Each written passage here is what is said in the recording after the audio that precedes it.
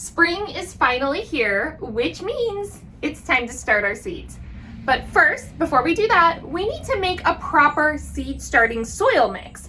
Now, I know what you might be thinking. Can I just throw my seeds into any soil mix? No, actually. You can, but here's what a proper seed starting mix is going to do for you.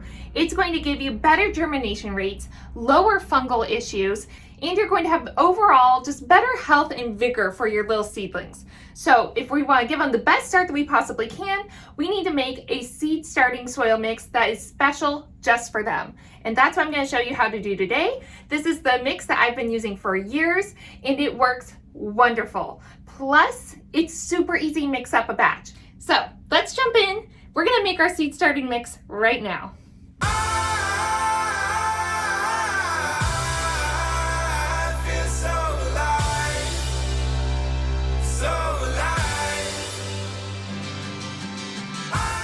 Let's really quickly talk about what makes a seed starting mix different. But first, make sure you hit that like and subscribe button right down there. Helps get the word out about permaculture and growing your own food, and just helps more people learn how to do these things. We post about twice a week. There's usually an informational style post like this one, and then there's a vlog as well, so that you can see behind the scenes what we're doing on our own homestead and get ideas from that for your own homestead and garden. So most seed starting mixes are actually soilless. So usually when you're looking at potting mixes, there's generally two types. There's a soilless kind, and then there's usually the soil kind. So in the industry, they're all pretty much called soil or referred to in that way. But truly, there are ones that have no true soil in them. So soil mixes have sand, silt, and clay. Those are the kind of the foundations of soil. So when we have those components, it's a soil mix. When we don't, it's a soil-less mix. So what we're going to be making today is a soil-less mix. So since there's no soil, it's going to immediately go ahead and reduce that risk of fungal spores that would have already been living in the soil. Remember, soil is living. So there's already so many microorganisms, fungus, things like that naturally on your soil. A lot of it's good, but not all of it. And so we want to reduce that risk with our seedlings. Another advantage is that you're not going to have weed seeds that are going to outcompete our little seedlings. So a lot of times there's already weed seeds just sitting in the soil, especially if you go out and get your own soil from your property or reuse soil. There's a lot of times weed seeds just sitting in there waiting to pop up, and a lot of them are more aggressive than our little plant seedlings, and they are actually going to take over. You'll think you were growing a tomato, and really it was a dandelion. Nothing more heartbreaking than that. Another advantage of this mix, and it being soilless, is that it's light. It's super light and fluffy, and there's very fine particles. So the seeds don't have to try as hard to push up through it, so we get better germination rates. And then the fluffiness of it also reduces compaction. So we're just gonna have better overall aeration, which is not only gonna help the plant germinate, but it's going to help the roots as well, because we're not gonna have any compacted soil. And then finally, another advantage of having our own seed starting mix is that we can really add in the amendments that we want. So yes, you can go to the store and buy seed starting soil mixes. And I absolutely recommend that over using what soil you have on hand. But if you want to make your own, it's just as easy and as fast, and you can custom make it, and you can make a much larger amount for usually much cheaper than what you can buy that at the store for. If you're starting a lot of seeds, you'll find it doesn't go very far. So that's actually why I started making my own. And over the years, it's worked so well for me that I have a hard time now going back to store-bought ones. I also have a full blog post on this with the full recipe for my seed starting soil mix. I'll be sure to put the link down below in the description if you're interested in popping over to the blog and getting the actual recipe where you can copy it and print it out if that's easier for you. Let's start by talking about the ingredients that are going into the seed starting mix and why we have them. So the first one is organic matter, basically, and that's going to be made up by either our coconut coir or peat moss. Now you can use either one depending which one you have on hand. I've used both and they both work very well. Your coconut coir usually comes in a big brick like this, or smaller bricks, but it's usually in brick form. And what you do is you actually get this wet and it will kind of expand as it soaks in the water. Or you can have your peat moss, which is a similar, just real fine matter. And so both of these, they're not really adding anything nutritionally to our mix. What they're doing is creating matter. So they are providing us with organic matter that's light, fluffy, and isn't going to be like really compacted. And it's also going to help us hold water. Our next primary ingredient that we're going to be adding is compost. Compost is great because it has a lot of nutrients in it. And what it's actually doing is it's going to be feeding all those little living microorganisms, which are in turn going to help break that down and make those nutrients available to our baby plants. So it's a really great way to help provide some extra nutrition and support those plants as they're growing. And you can use either a manure, like animal-based compost, or a worm compost. I'm using a worm compost this year. I have used both and they both work just fine. But this is the one time when I'm going to tell you to go buy a bagged compost instead of using home compost. Now, don't stop home composting. Everybody should have a home compost. But we are going to use a commercially made compost in this situation. Commercially made facilities are able to better heat and really regulate how much they're heating their compost. That heat really helps kill off a bunch of fungal and bacterial issues and weed seeds. So remember, again, we don't want anything competing with our baby plants. We want them to be the stars of the show. Next is perlite. So you can actually use perlite or vermiculite. They're both very similar, and for the purpose that we're using them for, it's going to have pretty much the same effects. Now, really the difference is that perlite is a little bit more for aeration, and vermiculite is a little bit better at absorbing moisture than perlite is. But in this mix, we are going to be using it to create aeration and to have a little bit more water retention. And this is what it looks like. I mean, it basically just looks like crunched up styrofoam. It's super lightweight, and so that's going to allow more aeration in the soil for all those little baby roots to start forming, and it makes it so much easier for them to push through into that soil and get established. Next, we are going to use our kelp meal. Kelp meal is one of my favorite, like, all-around amendments. So what it is it's basically, it's kelp, it's a seaweed that has been dried and crushed up. And kelp meal is great because it's a very balanced, very gentle fertilizer. So you'll notice the numbers on the front are NPK. So our nitrogen is very low, 0.6. And that's kind of what we want with our seedlings. We don't want something really high in nitrogen. We do have our compost already, so we don't want to be adding a lot more nitrogen. Seedlings are just so much more likely to get burned. So we want to keep it very gentle. Next, we are going to add some bone meal. So bone meal, again, you can see the NPK values. It's a 4 in nitrogen and a 12 in phosphorus.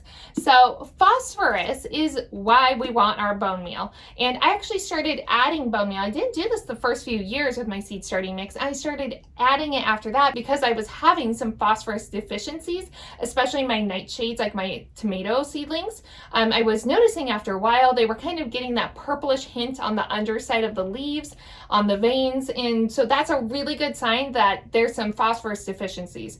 So I started adding bone meal to my seed starting mix, and it's really improved the situation. I haven't had issues with it since then. So phosphorus is very important for basically like fruit set in production, but phosphorus is also important for growing plants, and actually plants can experience stunted growth without enough phosphorus. And phosphorus is also one of those nutrients that it's very hard for plants to kind of uptake on their own, and it's kind of hard for it to be available to them. So by adding it into the seed starting mix, it's a good way to make sure that it's available and that there's enough of it for them to uptake when they need it. So next is our mycorrhizal fungi inoculant. So it's important to note that this is an inoculant. And what that means is that basically there's, again, the good fungus and the bad fungus. This is one of the good ones. So mycorrhizal fungi is basically a fungus that attaches to the roots of plants and forms this web. And what it does is it helps uptake nutrients and make them available to the plant roots so that they can be in a more usable form for our plant. So when we inoculate our roots by adding this, it gives it that extra boost to help it form those fungi webs a little bit faster. So you can see there's kind of, the web that's forming off of the roots. And there's a lot of different types of mycorrhizal fungi inoculant. You can use any kind. It comes in granular form like this one, or this one is a soluble one, so it's literally just like a powder, a black powder. So depending on which kind you get, you are going to want to read the instructions on your packet to make sure you know how to use it. Any of them are going to be just fine and still have that added benefit of being able to help our plants form those symbiotic connections with the soil and the microorganisms around it. And then finally, you can add other amendments to your mix. Again, that's the glory of having your own custom mix. So there are some really good like seed starter fertilizer mixes, things like that. If you want to add in additional nutrients to it, you absolutely can. I found that this base mix works really well for me, but I also pot my seedlings up. So really, I'm using this mix in plug trays. So they're very little in those plug trays, and they're not in that soil for a terrible amount of time.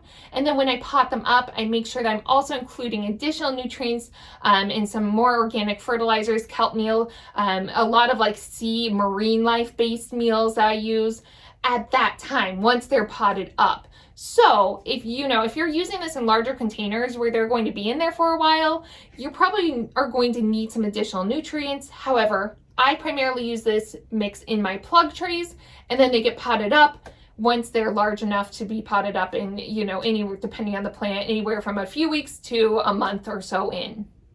All right, let's get our seed starting soil mix mixed up. So I like to use this, and this is actually a big tub that's traditionally used for mixing concrete. So this is a concrete tub. You can find it in the same aisle at the hardware store as the concrete. And what I love is that it's so big that I can actually put my flats or my trays in here and fill them, knock them down, all of that without spilling the soil by having to fill it outside of the container. So my soil and my containers, everything is right in this one bin, keeps everything really nice and neat. So that's why I use these big tubs. You can use any sort of measuring type of container that you want when you're making it, depending on how big of a batch you're making. I think today I'm just going to use my little scoop here, but a pot will work, a cup, anything you want, because we're measuring this out in parts. So basically we have 1 part this to 1 part that. And over on the blog post, which is linked down below, I do have this basically broken out for like a small batch, a medium batch, and a large batch. And that's what we'll make today is the large batch. So we are going to start out with 4 parts of the compost. So I'm going to just fill this scoop. All right, there's 1, 2, 3, 4. So there's our 4 scoops of compost, and I'm actually doubling the recipe, so I'm going to do that again. Follow the recipe for the amount that you need to make, but I know for me personally, if I make a big batch at the beginning of the season, it's just way easier for me. I just keep it in this bin and keep it in the greenhouse, and then when I need to, I'm able to just run out here and fill up my seed trays and start some new trays. And next, we're going to do an equal amount of our coconut coir or our peat moss, depending whichever one you're using. I'm going to be using peat moss today because when we bought the house, it came with a giant, really old bag of peat moss, and I've been trying to use it up ever since. All right, so I'm just breaking up all of these bigger clumps. And let's start measuring. So equal parts. So if you're making the basic recipe, that would be 4 scoops. I'm doubling it. So for me, that's 8 scoops. There's 3. Look how light and fluffy it is. That's why we want it. 4. Peat moss is very dusty, so giving it just a little bit of water will help with that. Kind of keep that dust to a minimum while we're mixing in the rest of our ingredients. Next, we are going to add our perlite or vermiculite, depending which one you're using. We are going to add 1 part, since I'm doubling the recipe. It's going to be 2 scoops for me, but 1 part would be 1 scoop if you're following just the basic recipe. And then our kelp meal will be next. We'll start adding in all of our amendments now. So let's start with our kelp meal, and what we're going to do is add basically a 1/4 part of kelp meal. So if you're using a scoop or a container, a 1/4 of it you're going to want to fill up with kelp meal. We'll do about like that. There we go. So same thing with the bone meal, 1/4 So we're gonna add in a quarter scoop or a quarter of the container you're using. And I'm going to double it again because I'm doubling my recipe. All that's left now is our mycorrhizal fungi inoculant.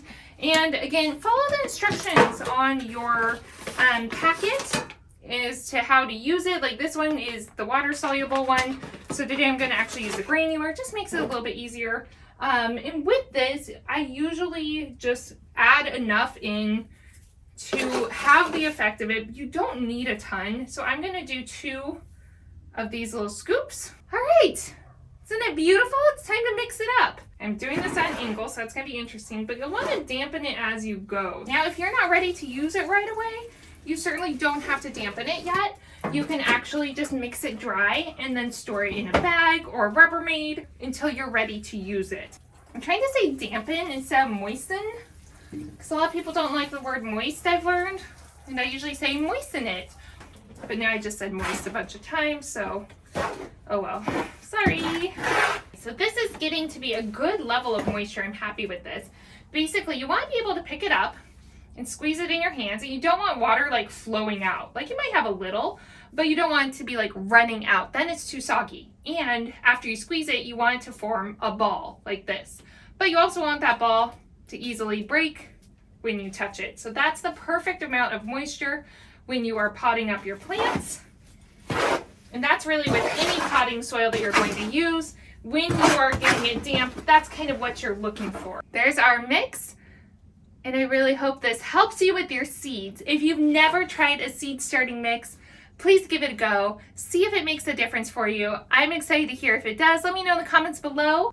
All right, my hands are dirty. That's all for me. I'm gonna figure out how to turn off the camera somehow. But I'm gonna go get some seeds started. So I'll see y'all next time. Take care, bye-bye.